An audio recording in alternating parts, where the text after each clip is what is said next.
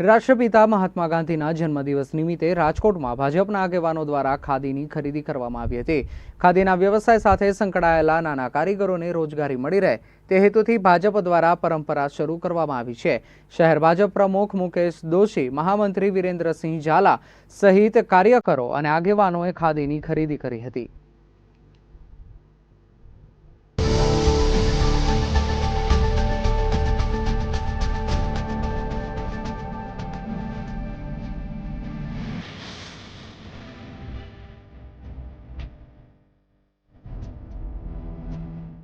ખાદીને વિસરી ગયા છીએ એમ તો નહીં કહી શકાય, કારણ કે અમારા ગુજરાતમાં સૌથી વધારે આઉટલેટ 22 જેવા છે। અમદાવાદ પ્રાઇમ લોકેશનમાં, ગાંધીનગર, પાલનપુર, વેરાવળ। પણ ગાંધી સાથે સત્યાગ્રહમાં જે કામ કરનારા લોકો હતા, તો ઉંમરનો તકાદો થાય એટલે જવાનું જ હોય, એટલે વ્રતથી ખાદી પહેરનારા ઓછા છે। પણ યુવા વર્ગમાં અત્યારે જે કોટન વસ્ત્રનો જે ક્રેઝ છે અને એમાંય ખાદીનો જે એક ક્રેઝ છે, અને ખાદી ઉત્પાદન કરનારા અમે લોકો પણ યુવા વર્ગને ધ્યાનમાં રાખી અને નવી નવી ડિઝાઇનરો મારફત રેડીમેડ ગારમેન્ટ આવી બધી વસ્તુઓ ક્રમશઃ બનાવવા માંડ્યા। એટલે વેચાણોમાં પ્રમાણમાં આપ જે સવાલ કર્યો એવી કોઈ અસર દેખાતી નથી। જેમ કે રાજકોટ ભવન હોય તો આજે એનું મિનિમમ 6 લાખ રૂપિયાનું વેચાણ થશે, મિનિમમ। ગયા વર્ષે જે થયું હતું એટલો જ આંકડો કહું છું। એટલે ખાદી ખરીદનારા વધ્યા છે, પણ ક્રેઝ ઓછો થયો છે।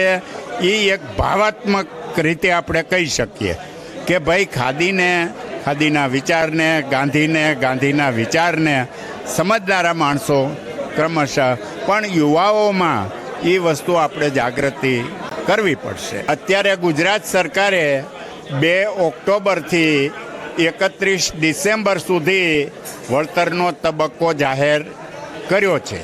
સામાન્ય રીતે સંસ્થાઓ 2 ઓક્ટોબરથી 31 માર્ચ સુધી આ પીરિયડ ચલાવતા હોય છે।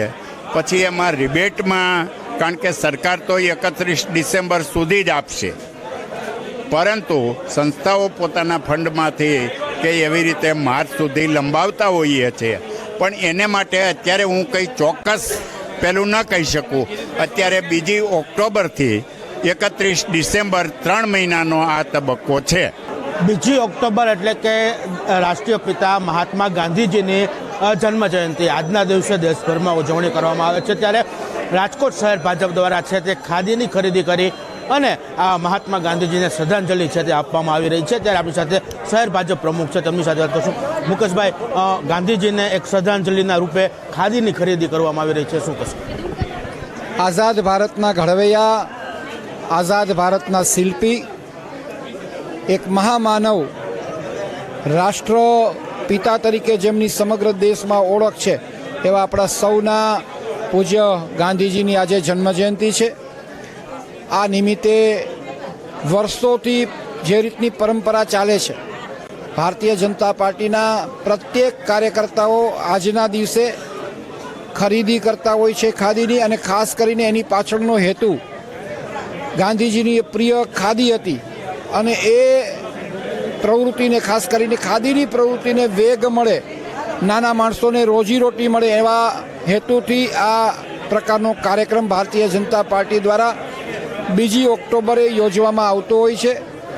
આજે ગાંધી જયંતિ છે, ત્યારે રાજકોટ શહેર ભારતીય જનતા પાર્ટીના તમામ કાર્યકર્તાઓ, તમામ શ્રેણીના કાર્યકર્તાઓ આજે લગભગ સાંજ સુધી અલગ અલગ ક્ષેત્રોમાં લોકોને બોલાવીને ખાદીની ખરીદી કરે લોકો, એવો પ્રકારનો અમારો પ્રયાસ રહેશે।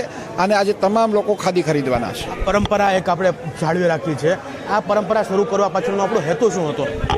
આ પરંપરા ચાલુ કરવા પાછળનો વિચાર જેમને પણ આવ્યો હશે એમને લાખ સલામ, લાખ વંદન। એટલા માટે કે ગાંધીજીની પ્રિય, જેને જીવનભર પોતે એક માત્ર ધોતી અને જીવન સમર્પિત કરી દીધું દેશ માટે ધોતી પહેરીને, અને ખાદીની પ્રવૃત્તિ એમની પ્રિય પ્રવૃત્તિ એવા ગાંધીજી જે રીતે નાના વણાટ કરતા લોકો, ખાદીનું કામ કરતા લોકોને રોજીરોટી મળે, એ પ્રવૃત્તિને વેગ મળે એવા હેતુથી આ જે વિચાર જેમને પણ આવ્યો છે એમને હું વંદન કરું છું, સલામ કરું છું અને એને પરંપરાને આગળ વધારવા માટેનું અમારું આ અભિયાન છે. ચોક્કસ જ રીતે વાત કરવામાં આવે તો રાષ્ટ્રપિતા મહાત્મા ગાંધીજીને સૌથી પ્રિય એવી ખાદી છે.